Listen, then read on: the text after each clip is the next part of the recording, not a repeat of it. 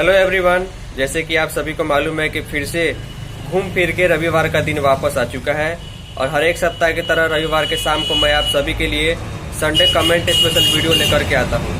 इस बार भी Sunday comment special video के लिए काफ़ी सारे कमेंट व्हाट्सएप पर, मैसेज, इंस्टाग्राम पर भी मैसेज आए हुए हैं। उनमें से जो इंपॉर्टेंट क्वेश्चन कमेंट है, चलिए उसके बारे में मैं डिस्कस करता हूँ। इस सप्ताह का पहले क्वेश्चन कमेंट की ओर चलता हूँ। उसके पहले मैं आपको बता दूँ, अगर आपका भी कोई क्वेश्चन कमेंट संडे के लिए होगा तो जहाँ भी क्वेश्चन कमेंट कीजिएगा जरूर टाइप कीजिएगा कि इसके आंसर संडे कमेंट्स में दे, ताकि उसको सर्च करके वीडियो में लाना आसान हो पाए। तो इस सप्ताह का पहला क्वेश्चन कमेंट संतोष कुमार राय नाम से आया हुआ है। लिखते हैं कि अतुल जी, आयुष्मान भारत कार्ड में ओनली सेविका सहायिका का कार्ड बनेगा या उसके पूरे फैमिली का बनेगा? इसका आंसर संडे थॉट्स में जरूर दीजिए।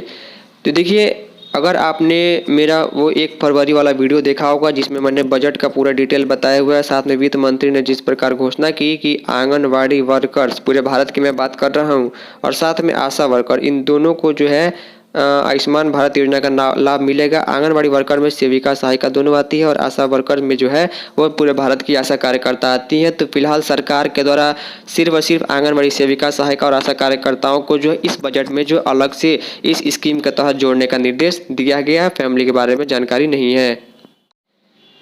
नेक्स्ट कमेंट आया हुआ है। लिखते हैं कि अतुल जी, मैं सिवान जिला बरहरिया से हूँ। मिनी को मेजर किया गया है, तो उस सेंटर पर सहायिका का बहाली कब होगा? संडे कमेंट में जरूर बताइएगा। देखिए, आप लोग जो भी कमेंट करते हैं उसमें थोड़ा स्पेलिंग सही लिखा कीजिए, काफ़ी दिक्कत हो सकती है पढ़ने में।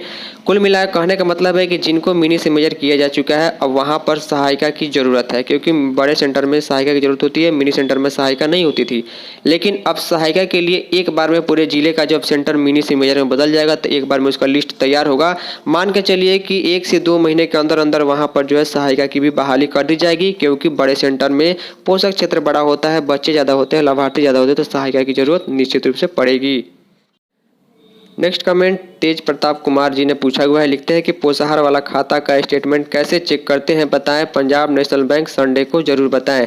देखिए, पीएनबी के लिए पहले जो है पीएनबी एम पासबुक करके ऐप आता था। फिलहाल वो ऐप अभी काम नहीं कर रहा है, उसको बैंक ने बंद कर दिया हुआ है। तो पीएनबी 1 करके जो है आपको एक ऐप डाउनलोड करना होगा। वहाँ पर आपको आधार, पैन, बैंक अकाउंट नंबर और कस्टमर आईडी से आपको डिटेल में जो है वहाँ पर रजिस्ट्रेशन करना होगा। ओटीपी जाने के बाद तब जाके आप अपना पूरा स्टेटमेंट वगैरह सारी चीज़ें देख पाएंगे।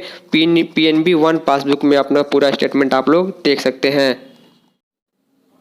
नेक्स्ट कमेंट जो है अरविंद कुमार मंडल जी ने पूछा हुआ है कि अतुल जी, प्रोत्साहन राशि सहायिका को नहीं मिलती है क्या? संडे कमेंट में जरूर बताइए। सुपौल डिस्ट्रिक्ट बिहार से कमेंट आया हुआ है। अब देखिए, काफ़ी अच्छा बात मुझे ये लगता है कि अगर इसका रिप्लाई किसी सही आंसर के द्वारा आप लोगों में से ही किसी के द्वारा दे दिया जाता है, क्योंकि सारे क्वेश्चन कमेंट को मैं कवर नहीं कर पाता हूँ। तो आंगन नाम से कमेंट करके इनको रिप्लाई दिया गया कि सहायिका को भी प्रोत्साहन राशि 250 रुपये आता है। जी हाँ, बिल्कुल सही बात है। पैसा प्रोत्साहन राशि सहायिका को भी आता है, लेकिन ये तभी आएगा जब उस केंद्र की सेविका ने भी अच्छे तरीके से पोषण ट्रैकर ऐप में काम किया होगा। तो उसी अनुपात में जो है सहायिका के लिए भी जो है ये पैसा वो सरकार जो है भेजती है। तो सहायिका को भी निश्चित रूप से आता है, लेकिन ये सेविका के काम पर डिपेंड करता है। सेविका को मिलेगा तो ज़्यादा चांसेस रहता है कि सहायिका को भी ये पैसा दिया जाए। लेकिन जानकारी के लिए मैं बता दूं कि ये इस पैसे का मिलने का कोई टाइम नहीं रहता है। प्रोत्साहन राशि का ये कभी 6 महीने पर, कभी 1 वर्ष, कभी 1.5 वर्ष पर भेजा जाता है, लेकिन अच्छे से काम करने वाले सेविका सहायिका को मिलता जरूर है। नेक्स्ट कमेंट काफ़ी इंटरेस्टिंग है। मुकेश चौधरी जी ने पूछा हुआ। लिखते हैं कि अतुल जी, रेंट नहीं मिल रहा है, 7 साल हो गया इनको किराए का पैसा नहीं मिला है, किसके पास एप्लीकेशन देना होगा? संडे को प्लीज़ बताएं।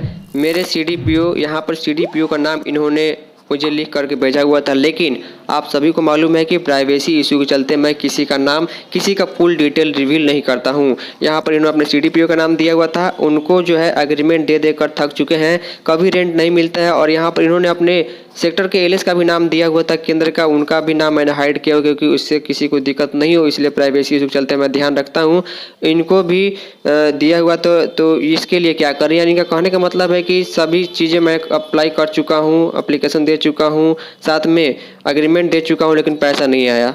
देखिए, मकान किराया का पैसा जो होता है वो आवंटन के ऊपर डिपेंड करता है। आवंटन आता है उसके बाद जो है आपको नोटिफाइड से जो है वो एक डॉक्यूमेंट बना करके और एग्रीमेंट वगैरह देना होता है मकान मालिक के साथ में कि मेरा मकान में इनका केंद्र चल रहा है। उनका आधार नंबर, उनका बैंक अकाउंट का फोटोकॉपी वगैरह देना होता है। उसके बाद जो है उस पैसे को जो है पास किया जाता है CDPO के द्वारा। तो ये चीज़ें आपके परियोजना में डिपेंड करती हैं कि आपके परियोजना में कब पैसा आया, कितना आया। हालांकि 7 साल से नहीं मिला तो कहीं ना कोई दिक्कत होगी। इसके लिए आप अपने ऑफिस के डेटा ऑपरेटर से संपर्क कर लीजिए। तो इस सप्ताह का सबसे लास्ट कमेंट गिरिधर पंडित जी ने पूछा हुआ है। लिखते हैं कि हमने मोबाइल का लोकेशन 24 घंटा ऑन रखते हैं, फिर भी हमें पोषण ट्रैकर में प्रत्येक दिन केंद्र पर लोकेशन अपडेट करना होगा क्या? संडे कमेंट में बताएं।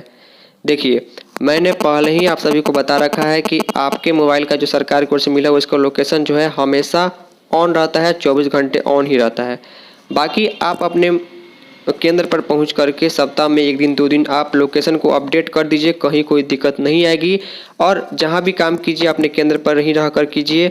और लोकेशन आपका 24 घंटा ऑन रहता है तो हर बार जा करके डेली केंद्र पर लोकेशन अपडेट करने की ज़रूरत नहीं है। लोकेशन आपको डेली तभी अपडेट करना है या फिर अपडेट करना जरूरी तब होता है जब आपका केंद्र का जो लोकेशन है वो बदल गया है, यानी आपने केंद्र को दूसरी जगह शिफ्ट कर दिया हुआ या जगह बदल दिया, तब जाकर उसको अपडेट करना जरूरी होता है। अन्यथा अगर आपका केंद्र पहले भी वहीं चल रहा था जहां भी चल रहा था कहीं कोई दिक्कत नहीं आएगी। तो फाइनली इस सप्ताह के संडे कमेंट स्पेशल वीडियो में इतना ही। उम्मीद करता हूँ जो भी क्वेश्चन कमेंट मैंने इस वीडियो में डिस्कस किया आपको अच्छे से जानकारी मिली होगी। बहुत सारे क्वेश्चन कमेंट संडे के लिए आते हैं लेकिन सारे क्वेश्चन कमेंट को कवर कर पाना पॉसिबल नहीं होता है। तो आपका कोई इंपॉर्टेंट जरूरी क्वेश्चन छूट गया तो आई एम रियली सॉरी।